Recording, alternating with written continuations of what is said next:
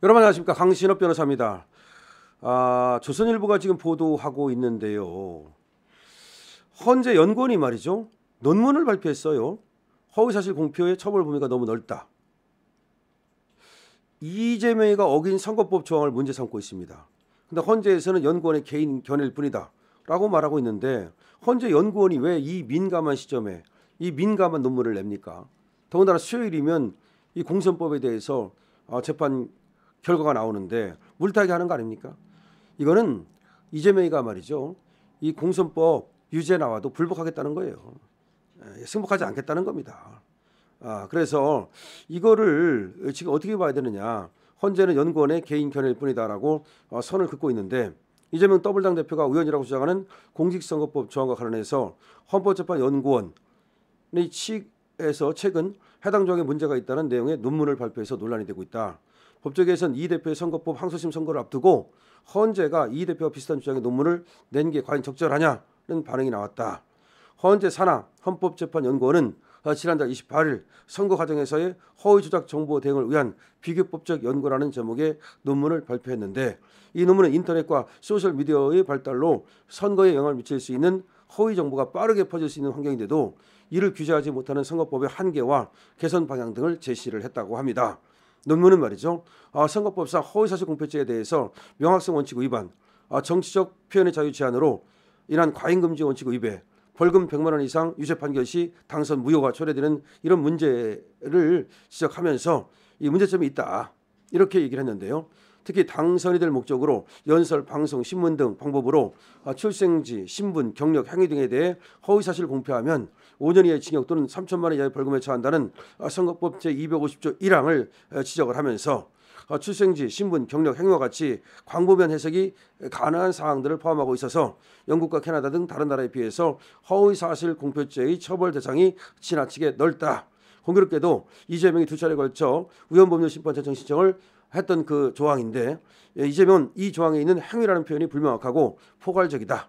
발언의 전체적인 인상을 고려해 허위사실을 판단하는 것은 우연이다 라고 주장을 하고 있습니다. 그러나 이 조항은 말이죠, 헌재가 여러 차례 합헌 판결을 한 바 있습니다.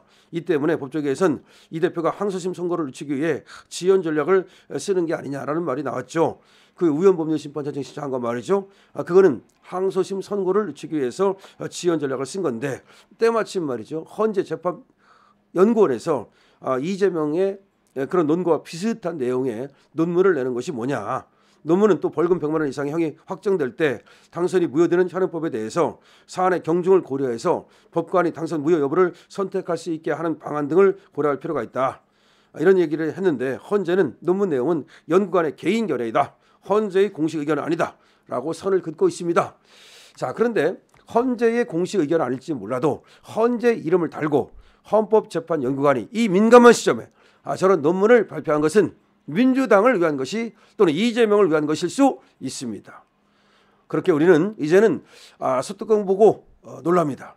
잘 알아보고 놀랐기 때문에 소뚜껑 보고 놀랍니다. 우리는 말이죠, 권순일을 보았기 때문에 우리는 그와 비슷한 것만 봐도 놀랍니다. 우리는 말이죠, 자, 배가 떨어지면 까마귀가 날았다라고 생각할 수밖에 없는 거예요. 어떤 사람이 말이죠, 참외밭에서 신발끈을 메고 있는지 참외를 따고 있는지 알 게 뭐예요. 그러니까 참외밭에 신발끈을 메면 안 되는 거죠. 우리가 오야나무 밑에서 갓끈을 고쳐 메고 있는지 아니면 오야를 따고 있는지 알 게 뭐예요. 그렇기 때문에 오야나무 밑에서는 갓끈을 메면 안 되는 거죠. 자, 그런데 저 헌법재판연구관이 왜 이 시점에 수요일 날 이재명 공직선거법 항소심 재판 선고를 앞두고 민감한 주제의 논문을 발표하느냐. 이거는 이재명을 위한 것이다. 아니면 이재명의 어떤 요청이 있었는지 그건 알 수 없으나 간접적으로 내지는 직접적으로 뭔가 내통하고 있거나 소통하고 있을 가능성을 내포하고 있는 것이죠. 자, 그렇습니다. 헌재는 분명하게 지금 선을 긋기를 잘했습니다. 그리고 이 조항은 헌재에서 여러 번에 걸쳐서 합헌 결정이 났던 조항입니다. 불과 작년에도 합헌 결정이 났던 것으로 제가 알고 있거든요. 그렇기 때문에 이거를 또 우연이라고 주장하면서 재판에 시간을 끌려고 하는 그런 태도는 상당히 잘못된 거죠. 그러니까 이재명은 말이죠, 시간을 끌고 그 사이에 대선에 나가서 자기가 당선되면, 대통령이 되면 모든 것이 다 물어 돌아간다. 난 대통령 다 해먹을 수 있다. 뭐 그런 생각을 하는가 봅니다. 그러나 이거는 우리 국민을 너무 무시하는 처사가 아닙니까?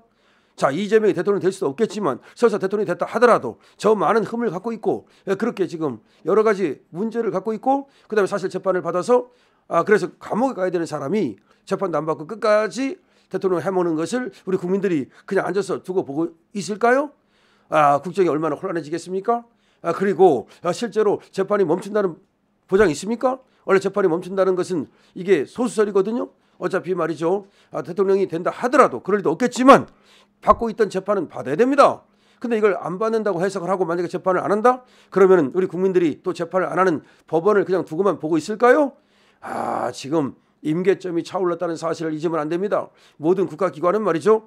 다 모든 권력은 국민으로부터 나온다. 이것이 지금 그때는 교과서에서만 있었는데 지금 모든 국민은 다 이 권력은 국민으로부터 나온다는 이것을 실천할 의지가 있어요.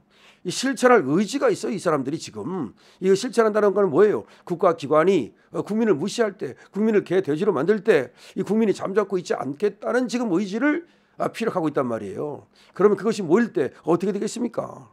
더 얘기 안 해도 우리가 이루 짐작할 수 있겠죠? 자, 조선일보에서 보도하고 있는데요. 지금 헌법재판연구관이 이 민감한 시점에 이재명의 논거와 비슷한 그런 논문을 냈다는 것이 헌재에 또 이게 불공평성 이거에 대한 불을 붙일 것으로 생각이 되네요. 그러면 이런 것들을 낼 때는 말이죠. 시점을 미룰 수도 있을 텐데 아무래도 헌재의 소장한테 아무래도 이거는 보고가 됐지 않겠습니까?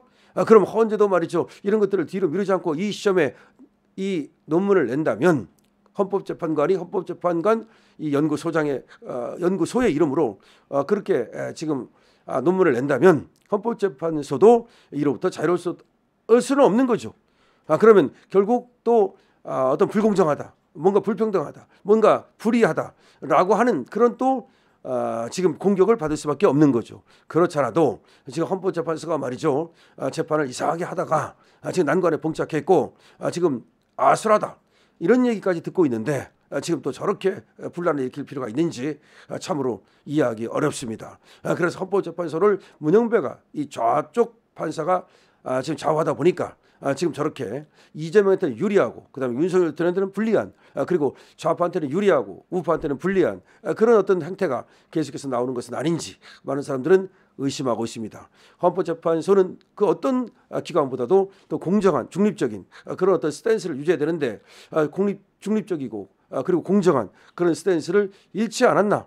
그래서 벌써 국민들로부터 버림을 받고 있지 않나 이런 생각이 들기도 합니다.